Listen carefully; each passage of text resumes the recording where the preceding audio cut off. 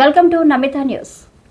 మదనపల్లి పట్టణంలోని స్థానిక గొల్లపల్లి సర్కిల్ నందు కాంగ్రెస్ పార్టీ ఆధ్వర్యంలో 134వ అంబేద్కర్ జయంతి వేడుకలు.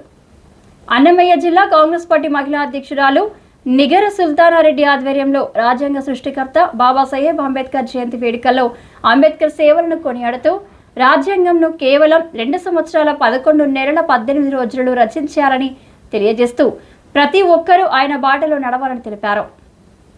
ఈ కార్యక్రమంలో అన్నమయ్య జిల్లా కాంగ్రెస్ పార్టీ మహిళా అధ్యక్షురాలు నిగార సుల్తానా, యూత్ కాంగ్రెస్ ప్రెసిడెంట్ కొండపల్లి ఆనంద్, ఆది ఓబీసీ చైర్మన్ రామకృష్ణారెడ్డి, రాఘవేంద్ర యాదవ్, చెన్నారెడ్డి, పిల్లప్ప, కిట్టన్న, రాజశేఖర్, నాగేంద్ర, శిరీష, లత, తాలా, అనిత, షర్మిల, శంకరమ్మ, షేక్ బాబా, రాజు తదితరులు పాల్గొన్నారు.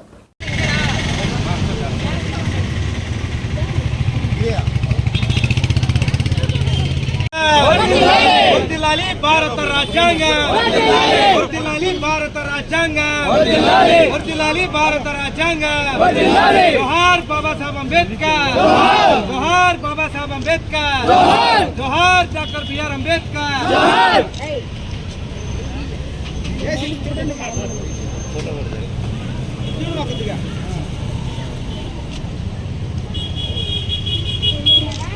బాబు నిశల్ది నేనా టీసీసీ మహిళా అధ్యక్షురాలు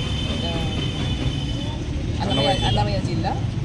ఈరోజు అంబేద్కర్ జయంతి సందర్భంగా మేమందరం ఇక్కడ సమావేశం అయ్యాము. కాబట్టి ఈ సందర్భంగా ప్రతి ఒక్కరికి ధన్యవాదాలు తెలుసుకుంటూ